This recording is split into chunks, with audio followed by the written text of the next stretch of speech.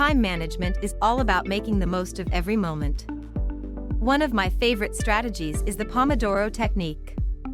It's simple: work for 25 minutes, then take a 5-minute break. This keeps my focus sharp and prevents burnout. Another game changer is prioritizing tasks using the Eisenhower Matrix. I sort my to-do list into 4 categories: urgent and important, important but not urgent, urgent but not important, and neither.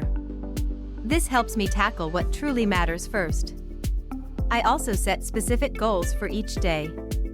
Instead of saying, "I'll work on my project," I'll say, "I'll complete the first draft by 3 p.m. This clarity drives my motivation. Lastly, I eliminate distractions. I turn off notifications and create a dedicated workspace. By controlling my environment, I can control my time. Remember, it's not about having more time, it's about making the time you have count.